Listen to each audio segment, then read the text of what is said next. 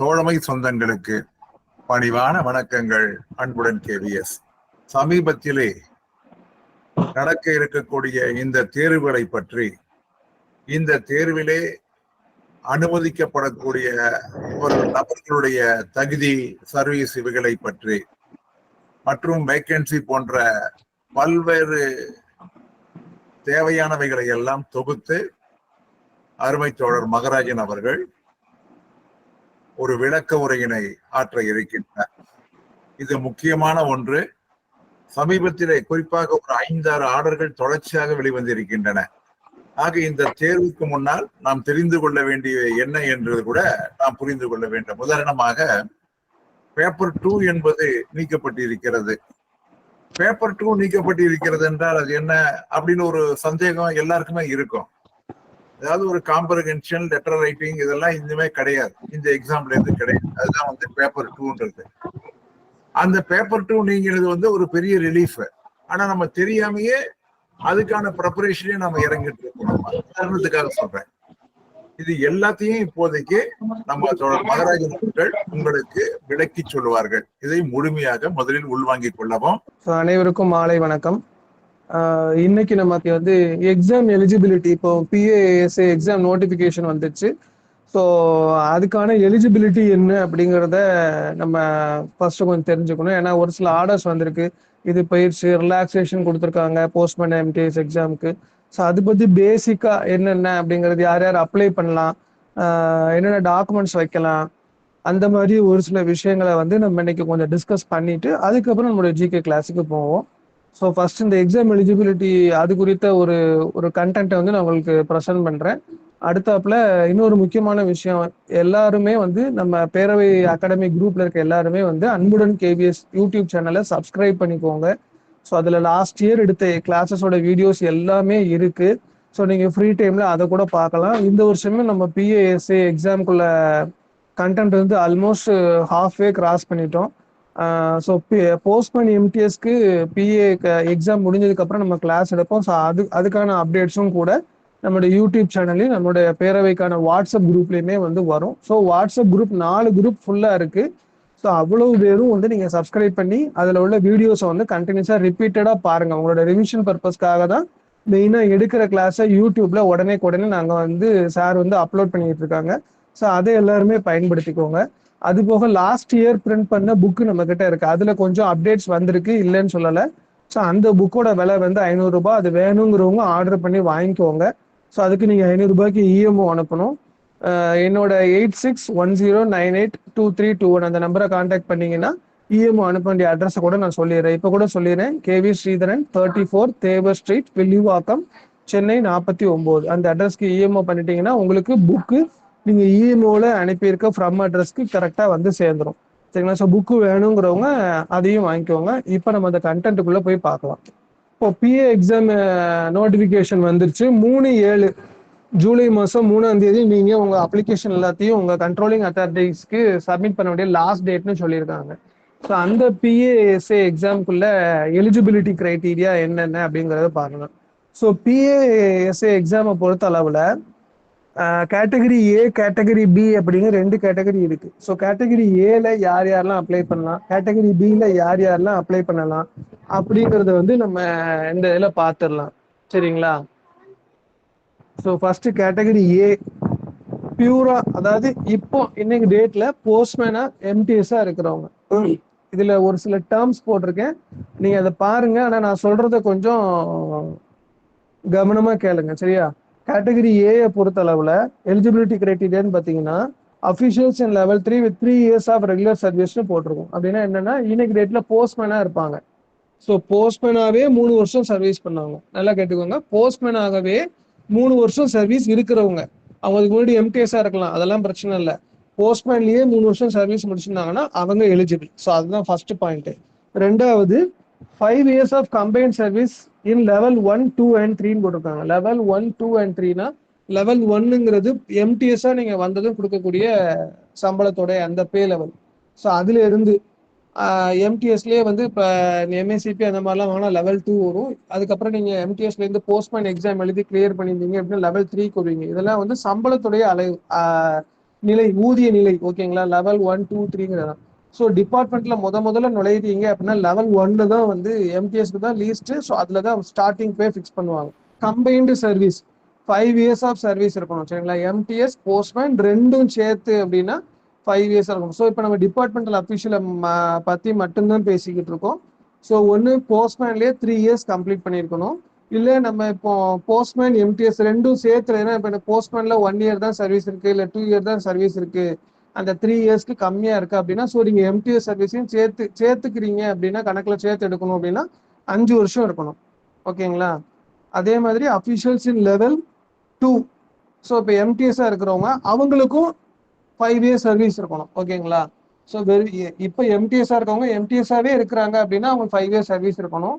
எம்டிஎஸ்ஸா இருந்து போஸ்ட்மேனா மாறி இருக்கிறவங்க போஸ்ட்மேன்ல 3 இயர்ஸ் சர்வீஸ் முடிக்கல, எனக்கு கம்மியா இருக்குன்னா அதை கம்பைன் பண்ணி எடுக்கிறதா இருந்தாலும் 5 இயர்ஸ் சர்வீஸ் இருக்கணும். அதே மாதிரி அஃபிஷியல்ஸ் இன் லெவல் 1 இருந்தா கூட அவங்களுக்கு 5 இயர்ஸ் ரெகுலர் சர்வீஸ். ஸோ இதுதான். ஸோ போஸ்ட்மேன்ல மட்டுமே நமக்கு 3 இயர்ஸ் சர்வீஸ் இருந்தா நம்ம எலிஜிபிள். இல்லை அப்படின்னா எம்டிஎஸ்ல இருந்து போஸ்ட்மேன் வந்தவங்க, இப்போ போஸ்ட்மேனா இருக்கிறவங்க, இல்லை இப்போ எம்டிஎஸ்ஸாவே இருக்கிறவங்க, அவங்களுக்கு வந்து 5 இயர்ஸ் சர்வீஸ் இருக்கணும், including MTS and postman service. So அவங்க எல்லாருமே கேட்டகரி ஏல வருவாங்க. ஓகேங்களா, அவங்க கேட்டகரி ஏல அப்ளை பண்ணலாம். ஸோ கேட்டகரி ஏல அப்ளிகேஷனை பொறுத்த அளவு பார்த்தீங்கன்னா உங்களோட டேட் ஆஃப் பர்த் அப்ளிகேஷன்ல கேட்டிருக்காங்க, அதுக்கு ஒரு ப்ரூஃப் வைக்க சொல்றாங்க, உங்களோட 10th மார்க் ஷீட் வைக்க சொல்லியிருக்காங்க. சரிங்களா, அது. ஸோ நீங்க எஸ்சி எஸ்டி அந்த கோட்டால அப்ளை பண்றீங்க அப்படின்னா அதுக்கான கம்யூனிட்டி சர்டிஃபிகேட் வைக்கணும். ஸோ நீங்க பிசிக்கலி ஹேண்டிகேப்டு கோட்டால அப்ளை பண்றீங்க அப்படின்னா அதுக்கான நெசசரி சர்டிஃபிகேட் வைக்கணும். கவர்மெண்ட் சைட், ஸ்டேட் கவர்மெண்ட் சைட்ல இருந்து ஒரு சர்டிஃபிகேட் கொடுத்துருப்பாங்க, அது வைக்கணும். இது எல்லாமே செல்ஃப் அட்டஸ்டடா இருக்கும். ஸோ இது எல்லாமே வந்து கம்பல்சரி. ஓகேங்களா, இது மூணுமே. ஏன்னா இது வந்து நோட்டிபிகேஷன்ல எலிஜிபிலிட்டி கண்டிஷன்ஸ்ல இந்த ப்ரூஃப் எல்லாம் கேட்டிருக்க மாட்டாங்க டிபார்ட்மெண்ட் அஃபிஷியல்ஸ்க்கு, ஆனா அப்ளிகேஷன்ல இது எல்லாமே இருக்கும். ஸோ இது எல்லாமே தான் உங்களுடைய ப்ரூஃப் நீங்க சஸ்டெயின் பண்றதுக்கு இது பண்ணக்கூடிய வழிகள். அவங்க டிவிஷனல் ஆஃபீஸ்ல உங்களுடைய சர்வீஸ் புக்ல இருந்தோ உங்க ஹெச்ஓல கொடுத்தோ அந்த பர்டிகுலர்ஸ் எல்லாம் கன்ஃபார்ம் பண்ணுவாங்க, அது வேற விஷயம். ஸோ இவங்க கன்ஃபார்ம் பண்றதுக்கு இங்க சர்வீஸ் புக் இருந்தா கூட இந்த அப்ளிகேஷன் மட்டும்தான் ரீஜனல் ஆஃபீஸ் நம்ம ஆர்ஓக்கு போகும். ஸோ அவங்களுக்கு கன்ஃபார்ம் பண்றதுக்கு எதுவோ இந்த ப்ரூஃப் எல்லாம் நமக்கு அப்ளிகேஷன் நம்ம சேர்த்து தான் வைக்கணும். ஏன்னா நீங்க எலிஜிபிளா உங்களை பெர்மிட் பண்ணலாமா பண்ணலாங்கிறது பண்ணக்கூடாதாங்கிறதுக்கு டிவிஷனல் ஆஃபீஸ்ல போற ரெக்கமெண்டேஷன்ஸ் எல்லாம் மீறி ரீஜனல் லெவல்ல போடுற ரெக்கமெண்டேஷன்ஸ் தான் ஃபைனல் ரெக்கமெண்டேஷன்ஸ். அவங்க தான் வந்து அந்த எக்ஸாமுக்கு உங்களை அலோவ் பண்ணலாமா, ப்ரொவிஷனல் அலோவ் பண்ணலாமா அப்படிங்கிற டெசிஷன் வந்து பிஎம்ஜியோட இருக்கும். ஸோ நெக்ஸ்ட் கேட்டகரி பில பாத்தீங்கன்னா officials in level 1 2 and 3 with total regular service of 8 years including GDS. So இப்போ போஸ்ட்மேனா இருப்பாங்க, இல்லைன்னா எம்டிஎஸ்ஸா இருப்பாங்க, ஏதோ ஒன்றா இருப்பாங்க. ஸோ இந்த லெவல் 1 2 3ல ஏதாவது ஒரு லெவல்ல ஒர்க் பண்ணிட்டு இருப்பாங்க. ஆனா அவங்களுக்கு வந்து இந்த 3 இயர்ஸோ 5 இயர்ஸோ போஸ்ட்மேனாவோ எம்டிஎஸ்ஸாவோ கம்ப்ளீட் ஆயிருக்காது. ஓகேவா, ஸோ போஸ்ட்மேன் மட்டுமா 3 இயர்ஸ், இல்லைன்னா போஸ்ட்மேன் எம்டிஎஸ் கம்பைன் பண்ணி 5 இயர்ஸ். இந்த ரெண்டுத்துலயுமே எனக்கு வரல, நான் இப்பதான் ஜாயினே பண்ணியிருக்கேன். போன வருஷம் 2023ல தான் வந்து ஜிடிஎஸ்ல இருந்து போஸ்ட்மேன் ஆனேன், இல்ல ஜிடிஎஸ்ல இருந்து எம்டிஎஸ் ஆனேன் அப்படிங்கிறவங்களுக்கு வந்து இந்த டிபார்ட்மெண்டல் சர்வீஸ் 3 இயர்ஸோ 5 இயர்ஸோ கம்ப்ளீட் ஆயிருக்காரு. ஸோ அவங்களுடைய ஜிடிஎஸ் சர்வீஸையும் சேர்த்து 8 இயர்ஸ் இருந்தா எழுதலாம் அப்படின்னு சொல்றாங்க. ஓகேவா, ஸோ அவங்க தான் category B. So including GDS service. So இப்போ நம்ம ஏற்கனவே சொன்ன மாதிரி டேட் ஆஃப் பர்த்துக்கு ஒரு ப்ரூஃப் கொடுத்துட்றீங்க, எஸ்சி எஸ்டினா அதுக்கு ஒரு ப்ரூஃப் கொடுத்துட்றீங்க, பிசிக்கலி ஹேண்டிகேப்னா அதுக்கு ஒரு ப்ரூஃப் கொடுத்துறீங்க. அது கூட சேர்த்து இங்க உங்க ஜிடிஎஸ் சர்வீஸையும் சேர்த்து கவுண்ட் பண்ண போறதுனால உங்களுடைய ஜிடிஎஸ் ரெகுலர் என்கேஜ்மெண்ட் ஆர்டர் உங்களுக்கு கன்ஃபர்மேஷன் போட்டிருப்பாங்க இல்லையா, அந்த ஆர்டரோட காப்பி அதுவும் சேர்த்து வைக்கணும். நான் சொல்ற எல்லா என்க்ளோஸுமே கண்டிப்பா செல்ஃப் அட்டஸ்ட் பண்ணி வைக்கணும். ஓகேங்களா, அதே மாதிரி இந்த இன்க்ளூடிங் ஜிடிஎஸ் வந்து 8 இயர்ஸ் சர்வீஸ் சொல்றோம்ல, இதுல வந்து இந்த வருஷத்தை பொறுத்தளவுல பர்டிகுலரா இந்த வருஷத்தை பொறுத்தளவுல 2026 வரைக்குமே அதே தான் கண்டிஷன். நம்ம இப்போ இந்த வருஷத்தை பத்தி மட்டும் பார்ப்போம். இந்த வருஷத்துக்கு இன்க்ளூடிங் ஜிடிஎஸ் சர்வீஸும் சேர்த்து எடுத்தா கூட 5 இயர்ஸ் இருந்தா போதும். சரிங்களா, ஸோ 8 இயர்ஸ்ங்கிறத மறந்துருங்க, அது நம்ம தெரிஞ்சுக்க வேண்டிய விஷயம். ஆனா இந்த வேகன்சி இருக்கு, போஸ்ட்மேன் எம்டிஎஸ்ஸா இருக்கிறவங்க அவங்களோட ஜிடிஎஸ் சர்வீஸையும் சேர்த்து கவுண்ட் பண்றப்ப 5 இயர்ஸ் சர்வீஸ் இருந்தாலே போதும், நீங்க கேட்டகரி பில எழுதலாம். 8 இயர்ஸ் இருக்குன்னு அவசியம் இல்லை. அது என்னன்னா 17/6/2022 அதுலதான் வந்து பிஏவோட ரெக்ரூட்மெண்ட் ரூல்ஸ் 2022க்கான ரெக்ரூட்மெண்ட் ரூல்ஸ் வந்து அதுலதான் வந்து ரிலீஸ் பண்ணாங்க. ஸோ அந்த இதுலதான் இதுக்கு முன்னாடி ஜிடிஎஸ் டு பிஏ எழுதணுங்கிறது வந்து 5 இயர்ஸ் தான் இருந்தது, அதை 8 இயர்ஸா மாத்தினாங்க. ஸோ இந்த சேஞ்சஸ் வந்து ஏற்கனவே அந்த ரெக்ரூட்மெண்ட் ரூல் வர்றதுக்கு முன்னுக்கூட்டி ஜிடிஎஸ் வேலைக்கு சேர்ந்தவங்கள பாதிக்கப்படக்கூடாது அப்படிங்கிறதுக்காக ஸோ அவங்களுக்கு ஏற்கனவே இந்த எலிஜிபிலிட்டி கண்டிஷனான 5 இயர்ஸே அப்படியே வச்சிருக்காங்க. அதுதான் உங்களுடைய நோட்டிபிகேஷன்ல ஒரு ப்ரொவிசோ கிளாஸா கொடுத்துருப்பாங்க. அதாவது 17/6/2022க்கு முன்னால நீங்க ஜிடிஎஸ்ஸா வேலைக்கு சேர்ந்துருந்தீங்க, அதுக்கு பிறகு நடந்த தேர்வுகள்லையோ இல்லை அதுக்கு முன்னுக்கூட்டியே இப்போ 2022ல இப்போ 2014, 15, 16, 17 இதுல எப்போவாது நீங்க ஜிடிஎஸ்ஸா சேர்ந்திருப்பீங்க. ஸோ 3 இயர்ஸ் 5 இயர்ஸ் சர்வீஸ் வச்சு 2022க்கு முன்னாடியே போஸ்ட்மேன் எம்டிஎஸ் ஆயிருக்கலாம். இல்லைன்னா அதுக்கு அப்புறம் கூட எப்போவாது 2023ல கூட நீங்க போஸ்ட்மேன் எம்டிஎஸ் ஆயிருந்திருக்கலாம். ஆனா உங்களோட GDS appointment date, regular engagement date வந்து 17/6/2022க்கு முன்னால இருந்து நீங்க இப்போ ஏதோ ஒரு நேரத்துல போஸ்ட்மேன் எம்டிஎஸ் இருக்கிறீங்க அப்படின்னா உங்களுக்கு ஜிடிஎஸ் சர்வீஸையும் சேர்த்து 5 இயர்ஸ் இருந்தா போதும், நீங்க கேட்டகரி பில அப்பியர் ஆகலாம். ஓகேங்களா? ஸோ பிஏ எக்ஸாம் பொறுத்தளவுல category A, category B 2 category தான். அதே மாதிரி 3 பேப்பர் எக்ஸாம் இருந்தது. பேப்பர் 1, பேப்பர் 2, பேப்பர் 3 இருந்தது. பேப்பர் 3ங்கிறது test. So data entry skill test, type test போவோம் இல்லையா, 15 மினிட்ஸ்க்கு டைப் பண்ணுவீங்க, அந்த டெஸ்ட் அது கம்பல்சரியா உண்டு இப்போவும். பேப்பர் 1 வந்து நம்ம நிறைய வால்யூம்ஸ், மேக்ஸ், ரீசனிங், ஜிகே இது எல்லாமே இருக்கு. பேப்பர் 2 வந்து இதுக்கு முன்னாடி சார் சொன்ன மாதிரி டிரான்ஸ்லேஷன், லெட்டர் ரைட்டிங் அந்த மாதிரிலாம் இருந்தது. ஸோ அதை இப்போ ரிமூவ் பண்ணிட்டாங்க. ஸோ அந்த 29/5/2024 ஆர்டர்ஸ் வந்து அதை ரிமூவ் பண்ண ஆர்டர்ஸ் தான் 29/5/2024.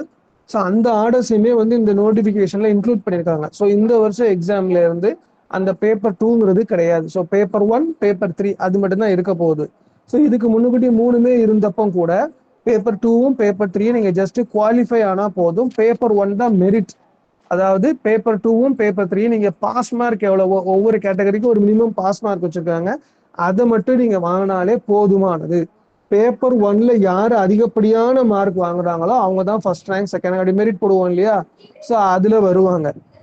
ஸோ இப்பவும் அதே மாதிரி தான் பேப்பர் 2 வந்து நமக்கு எடுத்துட்டாங்க. ஸோ பேப்பர் 1, பேப்பர் 3 மட்டும் தான். பேப்பர் 3 குவாலிஃபைங் மட்டும்தான். பேப்பர் 1ல நீங்க எவ்வளவு மார்க் அதிகமா வாங்குறீங்களோ அதை பேஸ் பண்ணி தான் உங்களுடைய மெரிட் அமைய போகுது. ஓகேங்களா? அடுத்து ஜிடிஎஸ் டு பிஏ. இவ்வளவு நேரம் நம்ம பார்த்தது வந்து லிமிட்டட் டிபார்ட்மெண்டல் காம்படிட்டிவ் எக்ஸாம், எல்டிசிஇ அப்படின்னு சொல்லுவோம். டிபார்ட்மெண்டல் அபிஷியல்ஸ், அதாவது இன்னைக்கு தேதிக்கு போஸ்ட்மேன் எம்டிஎஸ்ஆ இருக்கிறவங்க எந்த கேட்டகரியில வருவாங்க, ஏல வருவாங்களா பில வருவாங்களா அப்படின்னு நம்ம 2 கேட்டகரி பார்த்தோம். ஸோ அதுல ஏல அப்ளை பண்றதா இருந்தா என்ன இருக்கணும், பில அப்ளை பண்றதா இருந்தா என்ன இருக்குன்னு பார்த்தோம். இப்போ ஜிடிஎஸ் டு பிஏங்கிறது காம்படிட்டிவ் எக்ஸாம். ஓகேங்களா? இப்போ வேகன்சி நீங்க பார்த்திருப்பீங்க, எல்டிசிஇ நோட்டிபிகேஷன், அதாவது போஸ்ட்மேன் எம்டிஎஸ்ல இருந்து பிஏவா போற நோட்டிபிகேஷன்ல ஒரு 600+ வேகன்சிஸ் போட்டிருந்தாங்க. யூஆர்லயே வந்து ஒரு 500+ வேகன்சிஸ் போட்டிருந்தாங்க. ஸோ அதுல ஃபர்ஸ்ட் கேட்டகரி ஏ, அதுல யார் யார் எலிஜிபிளா இருக்காங்க, யார் யார் மெரிட்ல வந்திருக்காங்க, யார் யார் பாஸ் பண்ணிருப்பாங்களோ அவங்க எல்லாத்துக்கும் அந்த வேகன்சியை கொடுத்து முடிச்சிருவாங்க. கொடுத்து முடிச்ச பிறகு அப்போ அதுக்கு பிறகு அன்ஃபில்டா இருந்ததுன்னா கேட்டகரி பிக்கு அந்த அன்ஃபில்டு வேகன்சிஸ் வரும். கேட்டகரி பில யார் இருக்காங்க, போஸ்ட்மேன் எம்டிஎஸ் தான் இருக்காங்க. ஆனா அவங்களுடைய ஜிடிஎஸ் சர்வீஸையும் சேர்த்து கவுண்ட் பண்ணி எலிஜிபிள் ஆகி எக்ஸாம் எழுதுறாங்க. ஸோ அவங்களுக்கு அந்த மிச்சம் இருக்க வேகன்சிஸை கொடுப்பாங்க. அதன் பிறகும் வேகன்சிஸ் வந்து அன்ஃபில்டா இருக்கு அப்படின்னா ஜிடிஎஸ் டு பிஏ, அதாவது ஜிடிஎஸ்ல இருந்து நேரடியா பிஏக்கு எழுதுற வாய்ப்பு இருக்கிற தோழர்களுக்கு வந்து இந்த வாய்ப்பு கிடைக்கும். ஓகே, ஜிடிஎஸ் டு பிஏ பொறுத்தளவுல இப்போ நம்ம அந்த முதல்ல பார்த்தோம் இல்லையா, போஸ்ட்மேன் எம்டிஎஸ் டு பிஏ, அதெல்லாம் வந்து உங்களுக்கு எஜுகேஷனல் குவாலிஃபிகேஷன்லாம் கிடையாது. நீங்க ஒன்ஸ் டிபார்ட்மெண்ட் வந்துட்டீங்க, உங்களுக்குன்னு சில லிமிடெட் வேகன்சிஸ் எக்ஸாமுக்குன்னு கொடுக்குறாங்க. ஓகேங்களா? இப்போ ஜிடிஎஸ் டு பிஏங்கிறது டைரக்ட் ரெக்ரூட்மெண்ட் மாதிரி தான். ஸோ இதுக்கு எஜுகேஷன் குவாலிஃபிகேஷன், ஏஜ் லிமிட் எல்லாமே இருக்கு. ஸோ ஜிடிஎஸ் டு பிஏ பொறுத்தளவுல எஜுகேஷன் குவாலிஃபிகேஷன் இருக்கு. நம்ம போஸ்ட்மேன் எம்டிஎஸ்ல இருந்து பிஏ எழுதுற எக்ஸாமுக்கு என்னதான் 10th மார்க் ஷீட் எல்லாம் கொடுக்க சொன்னா கூட அது வந்து எஜுகேஷன் குவாலிஃபிகேஷனுக்காக இல்லை, உங்களோட டேட் ஆஃப் பர்த் சரி பார்க்கறதுக்கான ப்ரூஃப். ஓகேங்களா? ஸோ உங்களோட மார்க் ஷீட்ல என்ன இருக்கு, உங்களோட சர்வீஸ் புக்ல என்ன இருக்கு, நாங்கள் செக் பண்ணி பார்க்கறதுக்காக வாங்குற ப்ரூஃப் தான் அது. ஆனால் ஜிடிஎஸ் டு பிஏ பொறுத்தளவுல உங்களுக்கு சர்வீஸ் புக்குங்கிறதே ஒன்றும் இருக்க போறது இல்லை. So education qualification 12th standard நீங்க பாஸ் பண்ணியிருக்கணும் கண்டிப்பா. அதுக்கான mark sheet, so 12th mark sheet நீங்க வைக்கணும், அதுவும் செல்ஃப் அட்டஸ்ட் பண்ணியிருக்கணும். ஸோ ஜென்ரல் கேட்டகரியை பொறுத்தளவுல 40 இயர்ஸ் அதுதான் எலிஜிபிள் ஏஜ். 40 இயர்ஸ் வரைக்கும் தான் நீங்க எழுத முடியும். ரிலாக்ஸபிள் டு டிஃப்ரெண்ட் கேட்டகரிஸ்னா ஓபிசிக்கு வந்து 3 இயர்ஸ், அதாவது 43 வரைக்கும் அலோவ் பண்ணுவாங்க. எஸ்சி எஸ்டிக்கு வந்து 5 இயர்ஸ் 45 வரைக்கும் அலோவ் பண்ணுவாங்க. ஸோ 40, 43, 45 அது வரைக்கும் உள்ளவங்களை ஜிடிஎஸ் டு பிஏக்கு அலோவ் பண்ணுவாங்க. அதே மாதிரி சர்வீஸ் கண்டிஷன் பார்த்தீங்கன்னா அதே தான். ஏற்கனவே நான் இன்க்ளூடிங் ஜிடிஎஸ் சர்வீஸை கவுண்ட் பண்ணி கேட்டகரி பியில் இருக்கிற போஸ்ட்மேன் எம்டிஎஸ் அஃபிஷியல் எப்படி 17/6/2022 முன்னாடியே அப்பாயிண்ட் ஆயிருந்தாங்கன்னா அவங்களுக்கு 5 இயர்ஸ் ஜிடிஎஸ் சர்வீஸ் இருந்தால் போதும், எக்ஸாம் எழுதலாம். அதுக்கு பிறகு அதுக்கு பிறகு ஜிடிஎஸ் அப்பாயிண்ட் ஆனவங்க ஆப்வியஸா இப்போ 5 இயர்ஸ் முடிச்சிருக்க மாட்டாங்க இல்லையா? ஸோ அவங்களாம் எழுதவே முடியாது. ஸோ அவங்களுக்கு 8 இயர்ஸ் சர்வீஸ் இருக்கணும். ஓகேங்களா? அதாவது இவங்களாம் எப்போ எலிஜிபிள் ஆவாங்க? 2030 தான் எலிஜிபிள் ஆவாங்க. 17/6/2022 பிறகு வேலைக்கு சேர்ந்தவங்க 8 வருஷம் சர்வீஸ் பண்ணாதான் பிஏ எக்ஸாமே எழுத முடியும். ஸோ அந்த 5 வருஷத்துல இருந்து 8 வருஷமா மாத்தி இருக்கிறாங்க. ஸோ அதுதான் கண்டிஷன். ஸோ ஜிடிஎஸ் டு பிஏக்கு இந்த வருஷத்தை பொறுத்தளவுல 5 இயர்ஸ் இருந்தா போதும். நல்லா கேட்டுக்கோங்க. ஜிடிஎஸ் டு பிஏக்கு இந்த வருஷம் வேகன்சியை பொறுத்தளவுல 5 இயர்ஸ் சர்வீஸ் இருந்தா போதும். ஸோ உங்களுடைய ஏஜ், உங்களுடைய சர்வீஸ் இதெல்லாம் நம்ம கால்குலேட் பண்ணி பார்க்க போற தேதின்னு பார்த்தீங்கன்னா குரூஷியல் டேட் 1/1/24. ஸோ 1/1/24க்கு உங்க ஏஜ் என்ன, 1/1/24க்கு உங்க சர்வீஸ் என்ன, அப்படிதான் கால்குலேட் பண்ணி பார்ப்போம். அப்ளிகேஷன்லயும் கால்குலேட் பண்ணி போடுறதுக்கு அதுக்கு தான் ப்ரொவிஷன் இருக்கும். ஸோ ஏற்கனவே சொன்ன மாதிரி பேப்பர் 2 இதுலயும் இல்லை. ஓகேங்களா? பேப்பர் 2ங்கிறது டிரான்ஸ்லேஷன் அந்த லெட்டர் ரைட்டிங் அந்த மாதிரி விஷயங்களை வந்து இந்த டைம் ரிமூவ் பண்ணியாச்சு. ஸோ 2 பேப்பர் தான், பேப்பர் 1, பேப்பர் 3. பேப்பர் 3 நீங்க எழுத போறது கிடையாது, டைப் ரைட்டிங் டெஸ்ட் தான். அதுக்கு பேப்பர் 1ல குவாலிஃபை ஆனா மட்டும்தான் பேப்பர் 3க்கு அலோவே பண்ணுவாங்க. எக்ஸாம் எழுதுறதுக்கு அலோவே பண்ணுவாங்க. அவங்களுக்கு மட்டும் தான் ஹால் டிக்கெட்டே வரும். ஸோ இப்போ நீங்க கான்சென்ட்ரேட் பண்ண வேண்டியதெல்லாம் பேப்பர் 1 மட்டும்தான். பேப்பர் 1 அதுல என்ன சிலபஸ் இருக்கோ அது அவ்வளோத்தையும் நல்லா கான்சென்ட்ரேட் பண்ணுங்க. இந்த டைம் கேட்டகரி ஏ கேட்டகரி பிக்கு நல்ல ஒரு வாய்ப்பு. 600+ வேகன்சி இருக்கு. கேட்டகரி ஏல நீங்க எனக்கு தெரிஞ்சு நீங்க குவாலிஃபை ஆகி நீங்க ஒரு அபவ் ஆவரேஜ் ஸ்கோர் வச்சிருந்தாலே இந்த டைம் வந்து நீங்க பிஏவா ப்ரமோட் ஆக சான்சஸ் நிறைய இருக்கு. ஸோ கேட்டகரி பி மக்களும் கூட ஒரு இதோட கான்ஃபிடென்ட்டோட ப்ரிப்பேர் பண்ணுங்க. ஏன்னா அதுல அன்ஃபில்டா வேகன்சி வர்றதுக்கு நிறைய சான்சஸ் இருக்கு. ஏன்னா எப்படி சொல்றேன் அப்படின்னா டோட்டல் வேகன்சி தான் இப்போ அவங்க கொடுத்துருக்காங்க. அதுல வந்து கம்யூனல் பிரேக்கப் பார்த்துருப்பீங்க. ஸோ அந்தந்த கம்யூனல் பிரேக்கப் அப்படியே ஃபில்அப் ஆகுமாங்கிறது சந்தேகம் தான். ஸோ அந்த கம்யூனல் பிரேக்கப் படி ஏதாவது அன்ஃபில்டு வேகன்சி கண்டிப்பா கேட்டகரி பிக்கு வரும். பொதுவாகவே கேட்டகரி பில வந்து எஸ்சி எஸ்டி வேகன்சிஸ் வரும். இந்த டைம் வந்து நம்ம நிறைய வேகன்சி கொடுத்துருக்கிறதுனால எல்லாத்துக்குமே கிடைக்கும்னு எதிர்பார்க்கலாம். ஸோ கேட்டகரி ஏ மக்கள் எப்படி ப்ரிப்பேர் பண்றாங்க அப்படிங்கிறத பொறுத்து தான் இது அமையும். ஆனால் நீங்க அதெல்லாம் பத்தி அந்த கணக்கெல்லாம் போடாம 600 வேகன்சி இருக்கு, நமக்கும் வாய்ப்பு இருக்கு அப்படின்னு நினைச்சு ப்ரிப்பேர் பண்ணுங்க. ஸோ கண்டிப்பா வாய்ப்பு இருக்கு. ஸோ இதுதான் பிஏ எக்ஸாமை பொறுத்த அளவுக்கு. இது இப்போதைக்கு நம்ம தேவையில்லை. இருந்தாலும் உங்கள சிலர் வந்து போஸ்ட்மேனுக்கும் கூட நீங்க எலிஜிபிளா இருப்பீங்க. கண்டிப்பா வந்து ப்ரிப்பேர் பண்ணுவீங்க ஜிடிஎஸ். ஸோ அதுக்கு வந்திருக்க ரிலாக்ஸேஷன் பத்தி மட்டும் பார்த்துடலாம். ஓகேங்களா? எஜுகேஷன் குவாலிஃபிகேஷன் பார்த்தீங்கன்னா போஸ்ட்மேனுக்கு 10th ஸ்டாண்டர்ட் பாஸ் பண்ணியிருந்தா போதும். ஸோ 10th மார்க் ஷீட் கண்டிப்பா நீங்க வைக்க வேண்டியிருக்கும். அதுல வந்து லோக்கல் லாங்குவேஜ், அதாவது நம்ம ஸ்டேட்டோட லோக்கல் லாங்குவேஜ்ங்கிறது தமிழ். அதை 10th வரைக்கும் தமிழ் படிச்சவங்களா இருக்கணும். ஓகேங்களா? ஏஜ் வந்து 50 இயர்ஸ். ஸோ 50 வயசு வரைக்கும் உள்ளவங்க ஜென்ரல் கேட்டகரியில் யூஆர் கேட்டகரியில் அப்பியர் ஆகலாம். ஸோ ஓபிசிக்கு 3 இயர்ஸ் ரிலாக்ஸேஷன் உண்டு. ஸோ 53 வரைக்கும் அப்ளை பண்ணலாம். எஸ்சி எஸ்டிக்கு 5 இயர்ஸ் ரிலாக்ஸேஷன் உண்டு. 55 வரைக்கும் அப்பியர் ஆகலாம். ஓகேங்களா? அதே மாதிரி போஸ்ட்மேன் எக்ஸாம் பொறுத்தளவுக்கு எம்டிஎஸ்ஆ 3 இயர்ஸ் சர்வீஸ் பண்ணியிருந்தா எழுதலாம் அப்படிங்கிறது தான் வந்து ஆக்சுவல் கிரைட்டீரியா கண்டிஷன். ஆனா இப்ப இந்த வருஷம் என்ன பண்ணிருக்காங்க, அதை ரிலாக்ஸ் பண்ணிருக்காங்க. எம்டிஎஸ்ஆ 3 வருஷம் சர்வீஸ் பண்ணவங்களுக்கு பதிலா 2 இயர்ஸ் இருந்தாலே போதும். இது வந்து 2024 வேகன்சி இயருக்கு மட்டுமே. இந்த ரிலாக்ஸேஷன் இந்த வருஷத்துக்கு மட்டுமே. சரிங்களா? இந்த வருஷம் போஸ்ட்மேன் எம்டிஎஸ் வேகன்சி குறைவாகத்தான் இருக்கும். ஏன்னா ஆல்மோஸ்ட் எல்லா டிவிஷன்ஸ்லயுமே வந்து 90% + வேகன்சிஸ் இருக்குது. ஸோ அதனால குறைவாகத்தான் வேகன்சி, காம்படிஷன் டஃபா தான் இருக்கும். ஸோ இந்த ரிலாக்ஸேஷன் கொடுத்துருக்கிறதுனால நிறைய பேர் எலிஜிபிளா வருவாங்க. ஸோ நிறைய அப்ளிகேஷன்ஸ் வரும். ஓகேங்களா? அதனால எம்டிஎஸ்ஆர் 2 இயர்ஸ் சர்வீஸ் இருந்தா போதும். இந்த வருஷத்துக்கான போஸ்ட்மேன் எக்ஸாம் நீங்க எழுதலாம். ஓகே, எம்டிஎஸ்ஆ இருக்கிறேன் ஆனா எனக்கு 3 இயர்ஸ் சர்வீஸ் இல்லை, அதாவது இந்த வருஷத்துப்படி பார்த்தா 2 இயர்ஸ் ரிலாக்ஸ் சர்வீஸ் முடியல அப்படின்னா உங்களுடைய ஜிடிஎஸ் சர்வீஸையும் சேர்த்து 5 இயர்ஸ் இருந்தா நீங்க எழுதலாம். ஓகேங்களா? எம்டிஎஸ்ஆ இருக்கீங்கன்னா எம்டிஎஸ்ல 2 இயர்ஸ் சர்வீஸ் கம்ப்ளீட் ஆயிருக்கணும். 1/1/2024 அன்னைக்கு நீங்க 2 வருஷம் சர்வீஸ் முடிச்சவங்களா இருந்தீங்கன்னா போஸ்ட்மேன் எக்ஸாம் எழுதலாம். இல்ல அப்படின்னா உங்களோட ஜிடிஎஸ் சர்வீஸையும் சேர்த்து 5 வருஷம் இருந்தா நீங்க எழுதலாம் போஸ்ட்மேன் எக்ஸாம்.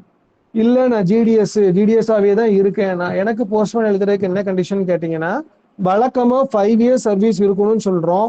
இந்த வருஷம் மட்டும் அதை 4 இயர்ஸ் ஆக்கியிருக்காங்க. ஓகேங்களா? ஸோ வழக்கமா 5 இயர்ஸ், இந்த 2024 வேகன்சி இயருக்கு 4 இயர்ஸ் இருந்தாலே போதும். ஸோ 4 இயர்ஸ் நீங்க 1124க்கு கம்ப்ளீட் பண்ணிருக்கணும். உங்களோட ஏஜ் கிரைட்டீரியா, உங்களோட சர்வீஸ் கிரைட்டீரியா எல்லாமே 1124க்கு தான் நீங்க கம்ப்ளீட் பண்ணிருக்கணும்.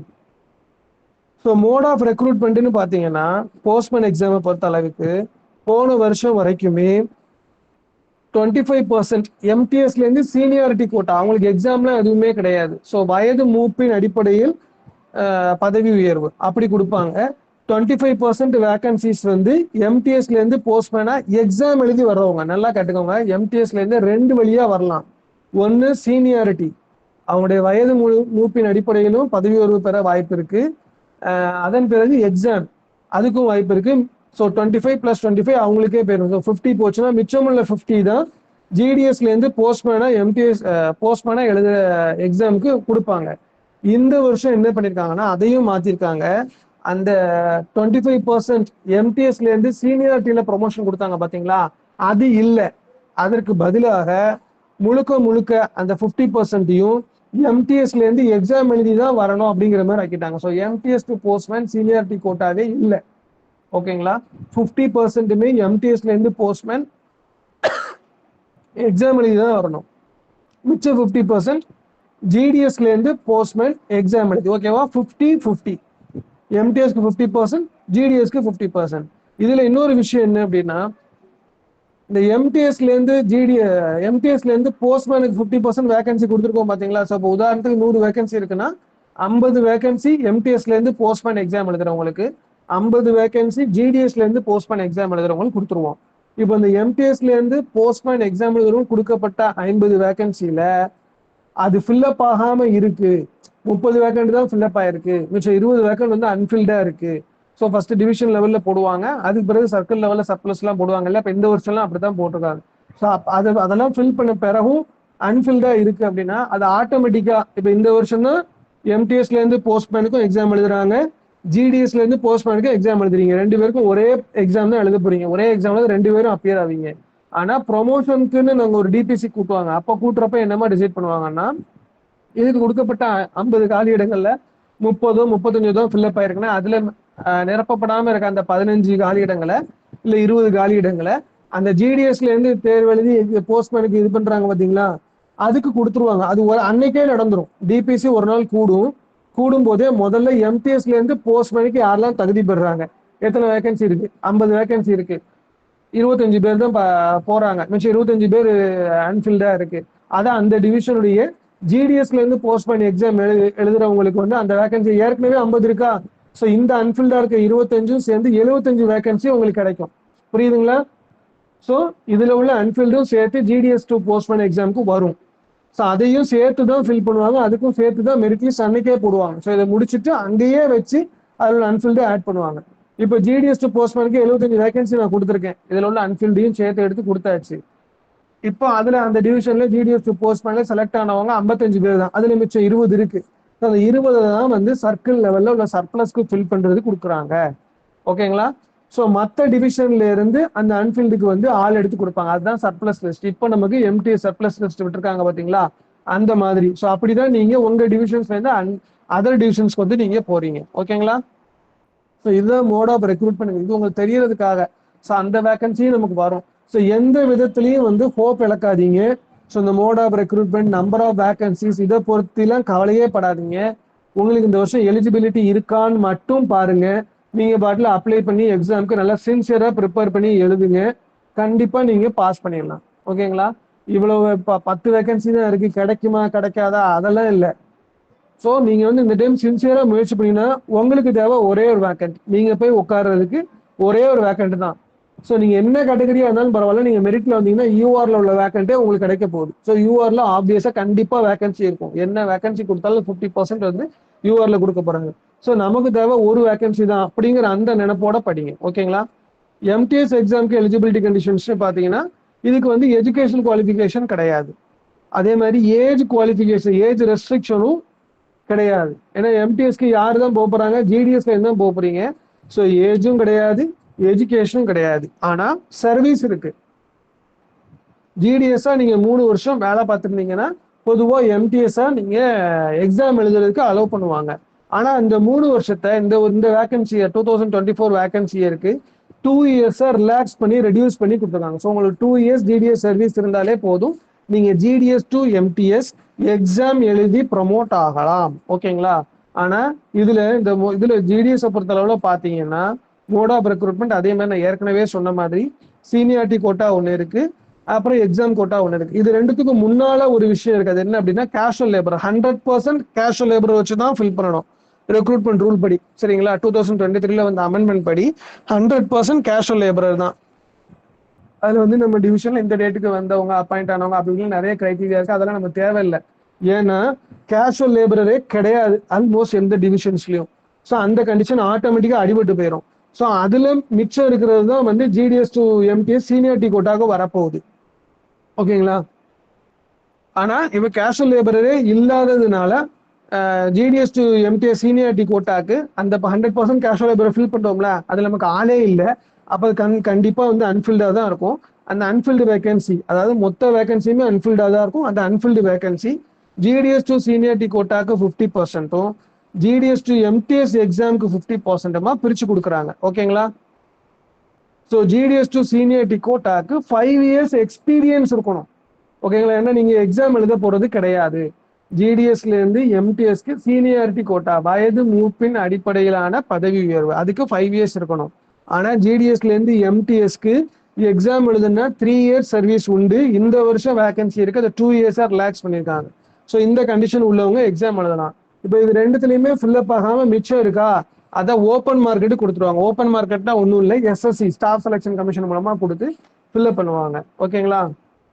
ஸோ இதுதான் வந்து போஸ்ட்மேன் எம்டிஎஸ்க்கான கண்டிஷன்ஸ், இருக்கிற ரிலாக்ஸேஷன்ஸ். இப்போ இந்த ரிலாக்ஸேஷன் கொடுத்தாங்க பார்த்தீங்களா, 5 இயர்ஸை 4 இயர்ஸ் ஆக்குனது, 3 இயர்ஸை 2 இயர்ஸ் ஆக்குனது. அதுல வந்து இன்னொரு முக்கியமான செய்தி இருக்கு. அது என்ன அப்படின்னா 2022-23 இந்த 2022 2023 இதுல உள்ள காலி பணியிடங்கள் ஏற்கனவே வேகன்சி அசஸ் பண்ணி எக்ஸாம் நடந்திருக்கும். அதை வந்து என்னென்ன கேட்டகரிக்கு எவ்வளோ வேகன்சின்னு சொல்லியிருப்போம். அதுக்கு வந்து டிவிஷன் லெவல்ல ப்ரமோஷன் லிஸ்ட் போட்டிருப்பாங்க, சர்ப்ளஸ் லிஸ்ட் போட்டிருப்பாங்க.